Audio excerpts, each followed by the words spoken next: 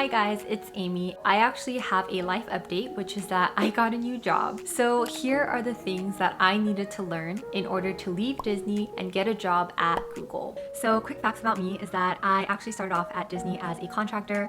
I was converted full-time, and after 2.5 years, I just landed this new gig at Google. The first concept is called roots or fruits. Now fruits are the shiny things in life, like getting a new promotion or updating your LinkedIn, but there's also something to be said about the grind and the work that no one else wants to do, where you're building out these roots even though you can't see any growth happening at the moment. Bamboos take years to grow outwardly because most of the growth is happening underground, and it'll basically just shoot up out of nowhere and be this tall ass bamboo. Now I share this story because I feel like oftentimes there is extensive growth happening in our lives and in our career, but it doesn't translate into an immediate shiny fruit, which can be very discouraging because you feel like you're not growing because nothing's outwardly changing. But experience is built with time. I interviewed 1 year into Disney, and then I interviewed again 2 years into Disney. And just that 1 year was a complete game changer in terms of what doors of opportunities were open for me. And something that I did between that 1 year was to actually take a more active approach with how I wanted to grow. You know, sometimes there are projects that no one else wants to do, and I started raising my hand for these projects because every opportunity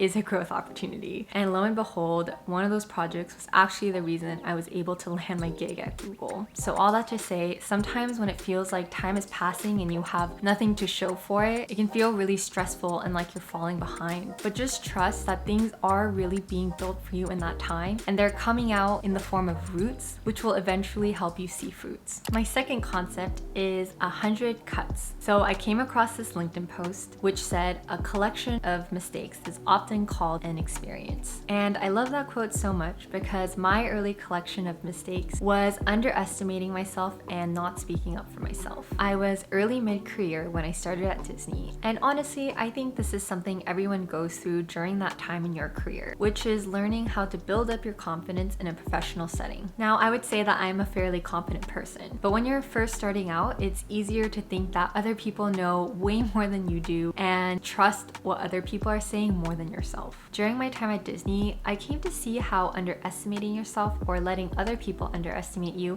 is like a tiny little cut. And because it's a small cut, sometimes you might not even notice that it's happening to you or that you're doing it to yourself, but you do it again and again and again, and it's like a death by 100 little cuts. I had a colleague at work who once asked me to take notes for her, and at the moment I was like, sure, but then it became a repeated request, and I realized over time, when you're taking notes in meetings, you are so busy trying to jot down everything that you often don't have time to even contribute to the meeting. And I realized by accepting this role of the note taker, I was basically telling myself, oh, you have nothing significant to contribute or say in these meetings, so you might as well take notes. And although the colleague was asking me to take notes in all our meetings, eventually I realized that I had started to self-assign myself that role too. One of my biggest learnings at Disney was that the advocacy piece is something only you can do for yourself. And if you do stand up for yourself and you're still experiencing 100 little cuts every day, maybe that's a sign that you should leave the company. And at the end of the day, that's why people say no one can advocate for yourself like you can. My third and last concept is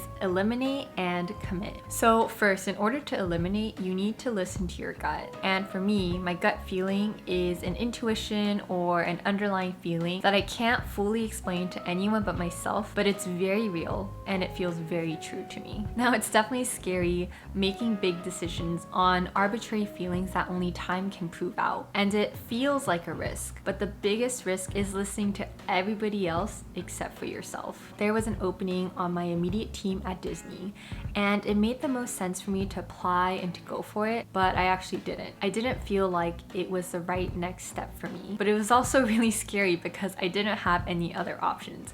And obviously, once they filled that open role, I spiraled into self-doubt and was wondering if I had made a really big mistake. But when I calmed down and took a step back, I realized that the process of elimination also gets you closer to where you want to be. Elimination is also a move forward, and having too many options can also be a distraction. For me, I knew that I wanted to be really excited about my next move, and in my gut, that opening didn't feel like the right next step in my career. And once you eliminate, it's also really important to commit to that, right? And trust that you know yourself best and you know what's true to you. And there's nothing wrong with taking a chance on yourself and seeing where your intuition takes you. If I had gone for that role, I wouldn't be where I'm at right now with this new position at Google, and it's one that I'm really excited about. So trust your gut and commit to your process, because a part of crafting the life and career that you want for yourself starts from listening to yourself. So thanks so much for watching. You know, you guys have been a part of my journey since Disney, and I'm also really thankful for my time at Disney because I learned and I grew so much. So stay tuned and catch you in the next video. Bye!